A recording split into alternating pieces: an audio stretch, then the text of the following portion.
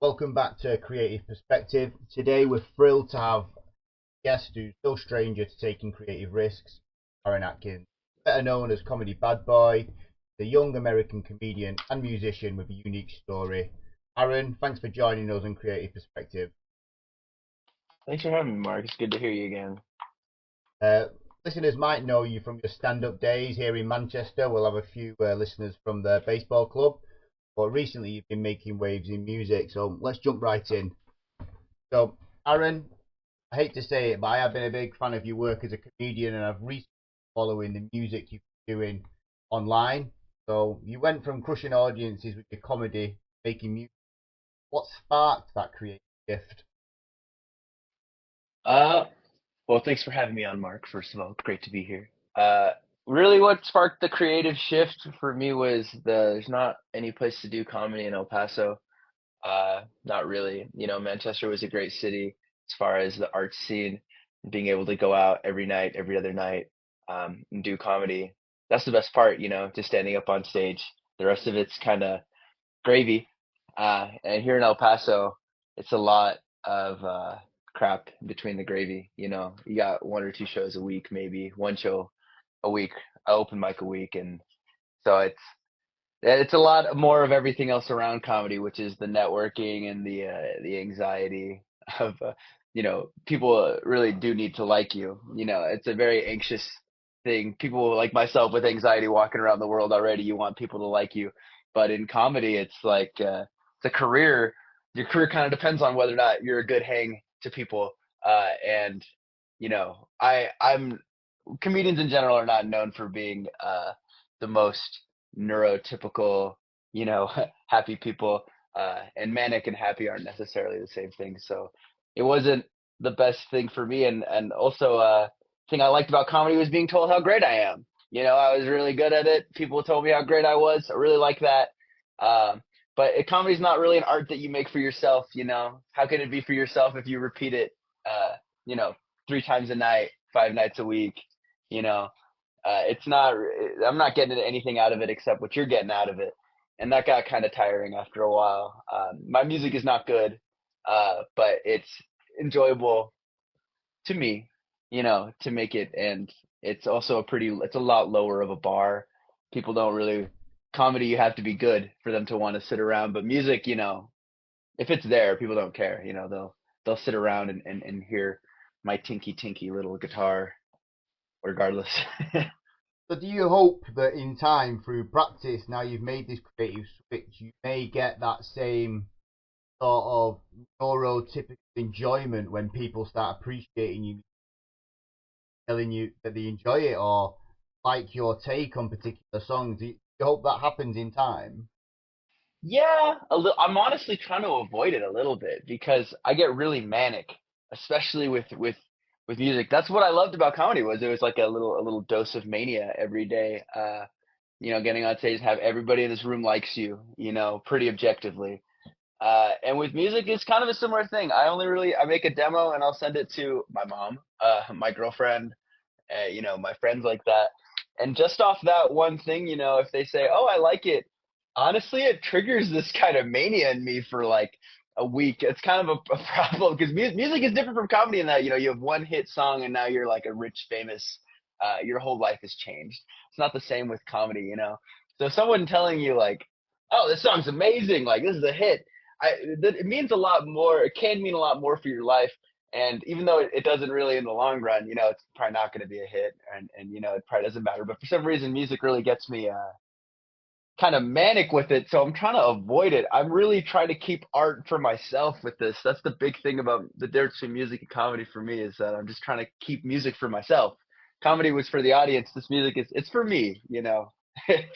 Yeah, that's similar for myself. Like when I've been DJing when I was a bit younger, is I would go through manic phases of enjoying a certain genre of music, and then my passion has always been for house music. But I went through a phase of really liking certain eras of like rap and R&B. I'd then be manically looking for mixes in the house Yeah. genre that I could then share this new passion and appreciation for. the rap and hip hop genre, my friends were passionate entirely about house, and that kind of leads us on to our sort of next feature, like finding inspiration in unexpected places. So, as a comedian, your delivery and timing were key. How do you translate those skills now into sort of creating the music you enjoy playing, creating compelling music? Uh, that's a good question. Well, I've been playing music since I was like 10. I was doing it kind of as long as I've been doing comedy. And I before I was really doing comedy seriously, I was writing music, and some of it's on Spotify. It's really terrible. And the reason why is because there's no comedy in it. You know, the first song I ever liked that I wrote, I was like 18 years old, and it's the only song I've ever like, years later been like, hey, I still kind of like that song a little bit. And the reason why is because there's comedy in it, and one of the lessons for me is that you can't take yourself too seriously. Part of me is comedy. Part of me is not the serious guy. I don't want black and white photos taken of me with a cigarette, staring into some kind of into a paperback novel. I'm not the serious guy. That's not me. Uh, but at the same time, I'm also not a monkey. I'm not a dancing monkey. So I've actually had a lot more creative fulfillment, kind of blending these two things I did that didn't feel entirely me. Uh, Finding that balance in between them has been kind of creatively fruitful. Inserting some jokes and some snarkiness. It's helped me find my voice, I guess. Yeah, in That's in really so many interesting to words. hear. And like from my experience of spending time with you at the baseball club, and also that time we hung out in Manchester. Won't go into too much detail in on this podcast, but I always found that you were like a passionate and creative person, and one of the core themes I see in like your creativity is just about bringing your personality to your art. So I was very lucky to see you perform at the Frog and Bucket, and also I've seen a lot of the stuff that you've got on your YouTube. Can we expect to see a lot of that personality, your music that you're creating now, or have you got maybe a vision in mind? Like, who are your inspirations, and will we see your music maybe move towards your inspirations, or do you reckon it'll be more representative of your personality? Yeah, I think both. I mean, it will be more representative of my personality just because, before when I was doing songs, it was just all about looking cool, sounding cool, you know, getting a vibe and aesthetic. Whereas now I feel like a little more of my own voice with that kind of the jokes in it. So ideally, yeah, moving forward, hopefully you'll see can hear more of my voice and not like a poser in some of the songs that I should be releasing an EP here pretty soon on Spotify and stuff. So I hope that yeah, I'll come through in it a little bit. But I guess So I guess yeah, so we'll have to see. well, I remember that night we went out. I introduced some of my friends who were reggae artists, the band Rough Trade. Do you remember meeting those Rough Trade. briefly? Oh yeah, I have the CD. It's on my bookshelf right now. Yeah, so they've they're in the process of recording their second album at the moment. Last year was quite good for them live. They did a few festivals. They played their second gig at the Manchester Academy, and Oh I really? don't think I don't Hell think that yeah. you're too dissimilar to their lead singer Ryan O'Neill. You're both similar age. He's 25. You're a little bit older than that, but I feel having spoken to you both and experienced it with Ryan is that at some point in your creative journey as a comedian, and maybe even so a little bit the future as a musician, you're going to probably hit that same creative roadblock that Ryan did probably around about 3 years ago. Sorry, 3 months ago.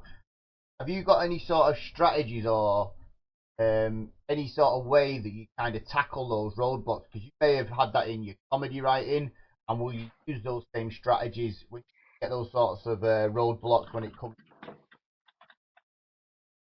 uh well. First of all, major shout out, Mr. Ryan. What was his last name? The lead Ryan singer of Rough O'Neill. Trade. Ryan O'Neill. Yeah, no, he's amazing. I feel like he's very different from me. He lives his art, man. He's a guy that I always saw busking, really grinding. I feel like I was that way with comedy. 24/7, going 100 at it. The thing is different about comedy though is that it's something that you can just, you hear a conversation on the bus and you write it down, so you're never not writing. Uh, and that's one thing I don't like about every other kind of art form is that you got to sit down, whether you're in the mood or not, and kind of make yourself get in the mood or document whatever mood you are in. I like comedy because you just pick it up as you go. I mean, with music, one thing that a breakthrough, so to speak, that I had kind of like a month ago was that I intellectually I already know that every song's been taken, every chord progression's been done, but to not really be afraid of that, especially with my songs, what always happens is that I stop writing a song because I find another song that it sounds like, and well, that's why I liked it because it's already exists, and then I stop writing it. But I guess my breakthrough has just been to not really give a damn about it, because you can steal an entire melody from another song, put it on a different chord progression, and no one's any wiser to it. So I mean that's what this to stop editing myself because I'm once again thinking about the audience. If you're making music for you, what does it matter if you completely take, Simple Man by Leonard Skinner and rewrite it to be about going to the grocery store or whatever? That's valid, that's just as much art. The only people it's not valid to is like kind of the audience. You know, I was thinking about this with the last question you asked about, the creative voice and all that. Capitalism, fuck that shit, man. Capitalism is really hard to be a creative person in a capitalist society because you always have to be thinking about how you're going to sell your fucking art or how your art is perceived by other people because that's the only way it has value in a competitive sense, in a judgmental sense, in a monetary sense, as a commodity. I think that's so dumb. You know, why can't I make bad music? Why can't I make music that I think is straight up bad, but like speaks to me?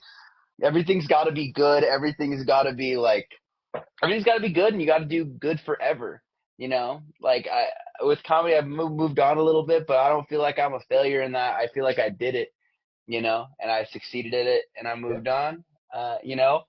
And it just that's kind of what all my art has been like kind of grappling with is fucking capitalism, low key, secretly. Like I'm not some kind of militant activist person, but like the major obstacle to creativity has always been the fact that you have to sell it and that it has to be perceived by others. Fuck that noise. Yeah, I get that entirely. And I started DJing when I was around about 20. And really early on in my career, I was getting paid for DJing, and the promoter took core responsibility of promoting the events. And then as DJing moved away from vinyl and then onto CDs, WAV files on CD, progressed further into these on CDs, and it took a further step to MP4 on USB. DJing almost opened up to many more people to get involved, and Yeah. what I found is as more artists in my field in DJing saturated the market, it became more about not just about how good you were, but how you could how you could hold on to a certain amount of popularity, not only get your friends to attend events, but also to build a following so that the core responsibility of promoting the event and getting people in the venue kind of transferred a little bit from the promoter, the artist. Yeah. Have you ever seen anything like that similarly in the comedy circuit or even in the music Absolutely. circuit in El Paso? That's how we used to book all. I used to produce a lot of comedy shows, like a comedy Mhm. show every week in Chicago, and that's the business model. Is that you invite or you headline the show or whatever, you do a showcase, you invite 10 comedians, and each of those 10 comedians brings two people, their roommate and their girlfriend or whatever. That's don't make me do math. 20 people on the show are in the audience, that's great. I mean, we just played this massive DIY show at this venue in El Paso called the Music Gallery. Uh, and there's nothing to do in El Paso but drink, right? And we played this show with like 10 other, or I don't know if it was 10, but a lot of underage bands, these like high school bands. I'll tell you what, on a Saturday night in a drinking town where there's nothing to do but drink, these underage kids had nothing to do but roll 10 people deep, each band bringing like 10 15 high schoolers to this tiny little room, and it was packed. It's packed because every band has four people. All those four people have at least two or three friends that they're like, hey, you want to come see my cool show, see me play music, be cool. Yeah, and everyone and their friends are like, well, it's Saturday night, I got nothing better to do, and so you get this room that's packed full of people, and that's the business move. How many people are you going to get walking off of the street being like, oh, a bunch of amateur high school bands and like two bands of like 20 something losers in Texas? Oh, I'll pay $7 for that. Not likely. But a Yeah. bunch of high schoolers and stuff like that, yeah. People to see their friends, absolutely. That's a huge marketing thing, and I'm happy to see people that don't take it so seriously get up there because music's for you, man. And what you're saying about the DJ scene, people always talk about it getting saturated like it's a bad thing, and it is. It's harder to make it as a quote unquote serious artist, but that's what it's all about, man. If everyone can DJ, why doesn't everybody DJ? What's wrong with that? You're not some kind of genius, Very rarely everyone thinks that they're like the genius that's going to get up there and everyone's going to realize like, well, this guy knows what he's doing. Everybody else needs to stop. But that's not really the case. You're just another person, and everybody else sees just another person go up there and do it. It's good. We like other people. We like normal people. We need to stop elevating artists to like god levels, you know, I because then agree with everybody that. thinks that, yeah, because everybody that's just drawing in a sketchbook wants to be god level. That's not the point. It's not a goal. It's not a good goal. It's not a good way to live. Yeah, I agree. Maybe I'm a little, That analogy you just made there about everybody just drawing in their sketchbook and expecting to be the best in the world is, I find I don't draw very often, but when I do draw, I don't have the self confidence in what I've drawn to then further pursue it to improve it. And I think when you did your comedy, you said a bit earlier in the interview, when people told you were good, that kind of trigger a wanting to continue and to improve. yeah. Yeah, but that's all ego, because it was like every time someone told me I'm good, I mean, obviously it feels great, but it's like, yeah, I know you're on the right path to stardom, man, to walking up to be a famous comedian. But what I've been kind of wrestling with is my quarter life crisis recently, man.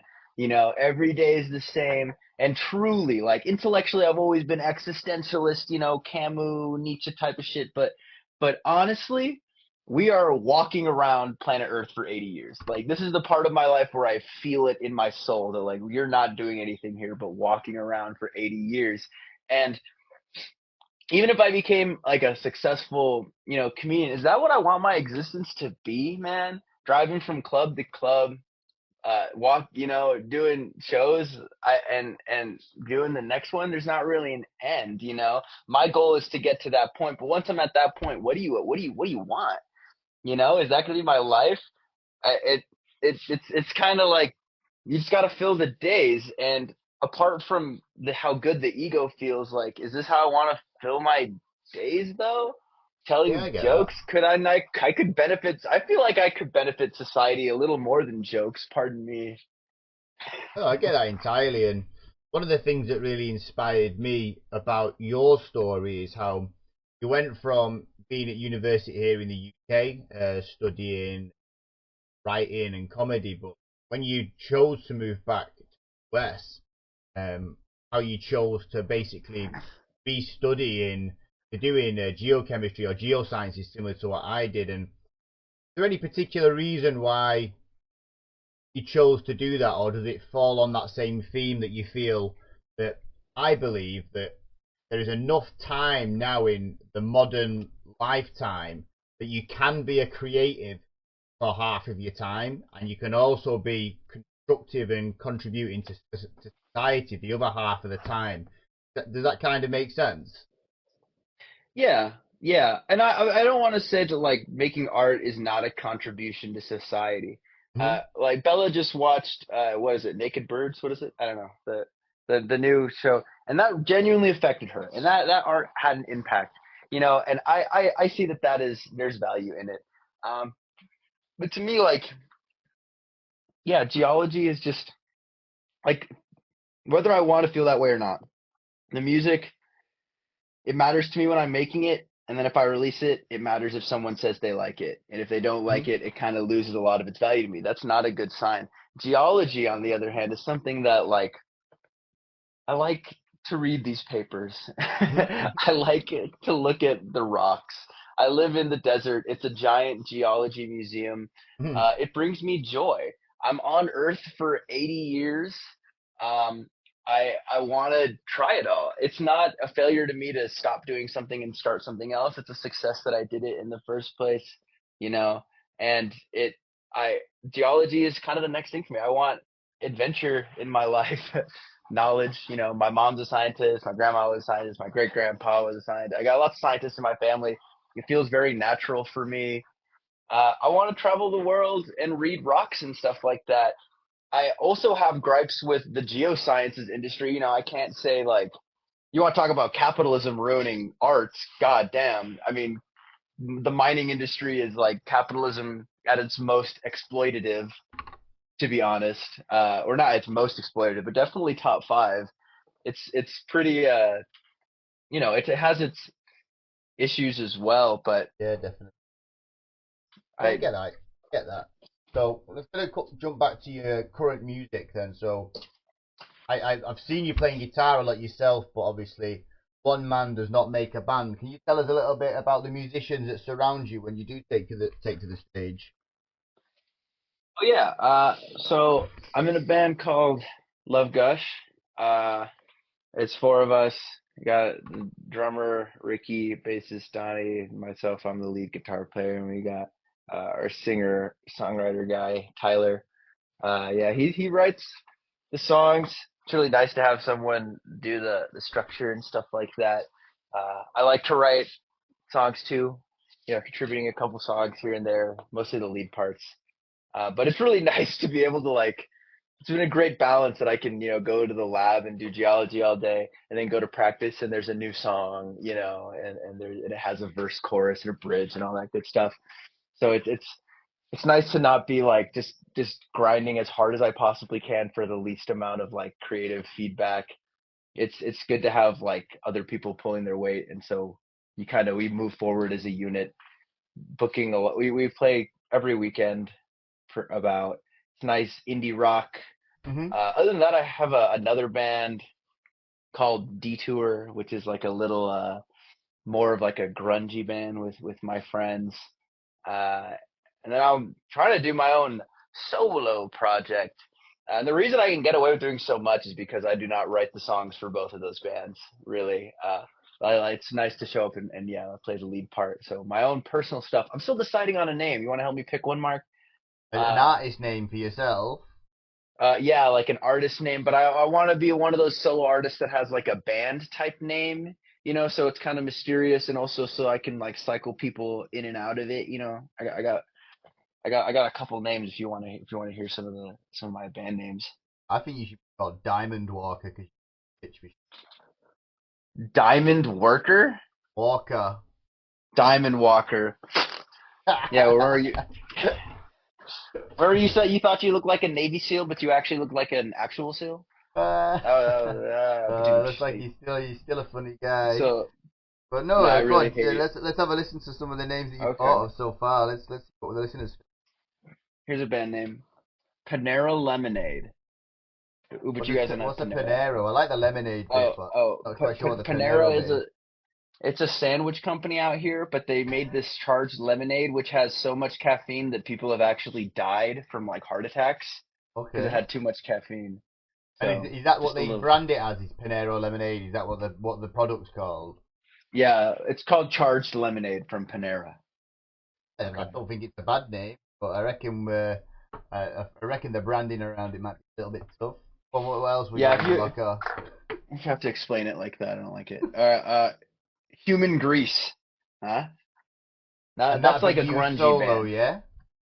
Yeah, that'd be me solo. I'm thinking much more like a grimier, like a grungy, heavier, bad at our instruments kind of band, kind of noise punk, kind of human grease. Kind of cool. Yeah, I like it. Human Or grease. the greaser. The greaser. Or you could have like you could have like some actors have a different name. So you just basically it could be like something Grease. Like have like the most random first name like Euronymous. Euronymous Grease. Yeah, something like that. We've got about 5 minutes left, and one of the things that I need to touch on is musically.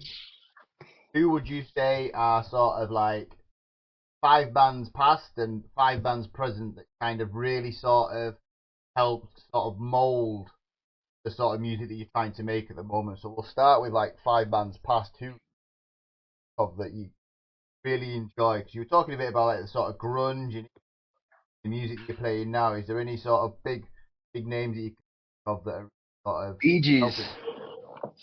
Bee Gees, bro. Oh yeah. Love the Bee Gees, man. If there's one thing you get from this podcast, it's respect the damn Bee Gees, man. Is it the Bee Songwriting Gees from the genius. disco times? No, from the 60s to the Yeah, 70s to the 80s to the 90s, man. They had a 40-year career, brother. yeah. My favorite era of the Bee Gees is going to be mid 80s to mid 90s Bee Gees. You know the Bee Gees are from Manchester. I did know the Bee Gees are from Manchester. There's Yeah, one. they're So we got the Bee Gees down as one band past. We've got another four. uh Neil Young. Yeah, Neil solid. Neil Young because he gets the sadness. I like sad music, but I don't like music that's melodramatic. I like that it's sad, but it's like dry tears. It's like he's crying, but like just like how you cry when you're alone and you're just like, yeah, I don't know. He captures a vibe that I think is tough to go for. You know, very Yeah, I get indulgent that. in your sadness, but not like a baby. Not like Hmm. yeah. So that's Another band. yeah. You want five, right? Well, we'll go for three and three because we're a bit pressed for Three and three. time. Let's go. Yeah. Third. So yeah, Okay, I'm gonna do three, third one, either Thin Lizzy. I'm gonna go Thin Lizzy. Thin Lizzy is up there. If not, this Argentinian band called Soda Stereo. That's all my coworkers are from South America. They put me on to some South American music. Soda Stereo, man. In la ciudad de la furia. That's probably the best one. now we're looking at three bands present that are who are still recording. We'll go with that we're really sort of like keeping it going when you think about music, trying to write stuff. Oh, current dude. I listen to not that much current music, but I'm gonna say Young Lean just because I grew up with Young Lean, man, and the fact that he's still here, like that's amazing to me. So I love Young Lean. Um, Shoot, man, you're kind of putting me on the spot here because I don't listen. Oh, Whitney. Whitney is a band that I like, although their new album Garbaggio. I like Whitney. They're a band from Chicago, make like 1966 Bob Dylan country rock. Like if you like Nashville Skyline, you'll like Whitney because they're really good in that way. Current bands though. Okay, here's one that you might know, Bicep. The Yeah, Bicep. What a duo, man. Yeah, love Bicep. I love those. That's my favorite shit to dance to and to just be in a trance because you're not thinking about the lyrics or the melody or anything. You're just thinking about it's just It hypnotizes you, doesn't it? And you can just enjoy it. yeah, and I think Bicep does it the best out of Hmm? uh actually, well if I can just throw an honorable mention out there, another band that's really good like Bicep is Lifestyles of the Laptop Cafe Okay. by have you ever heard that? I've not. No, I'm definitely going to search it up now, though. Oh my God, it's by the Other People Place. It's like an analog techno record from like the year 2000. This is like 2001. This was like my favorite record in high school for techno music. I think it's amazing. It sounds like Throbbing Gristle. but a little bit more accessible because throbbing gristle's good, but a little bit too weird for me sometimes. Well, I really want to say thank you for taking the time to speak. I know it's really early over in El Paso right now, and you've got up especially to speak today. I want to say a massive thank you to Arron Atkins, that's Comedy Bad Boy on Instagram. If you want to follow him, Dick, and also find out a little bit more about the two bands that he's in and the music that he's at the moment. And yeah, thank you for joining us today, Aaron. And I don't know if there's anything you wanted to close with. Yeah, I'll be releasing music pretty soon. I have to think of a name for the band though, obviously, so I would plug it here, but yeah, keep an eye out. Follow me on Instagram and keep an eye out for the new record. That's it, yeah. And as soon as he's got that new music out, we will also be supporting and sharing. But again, this has been About Shaw, episode 2 of Creative Perspective. And thank you again, Aaron, for joining us. Thanks, Mark. Thanks for having me. It's amazing.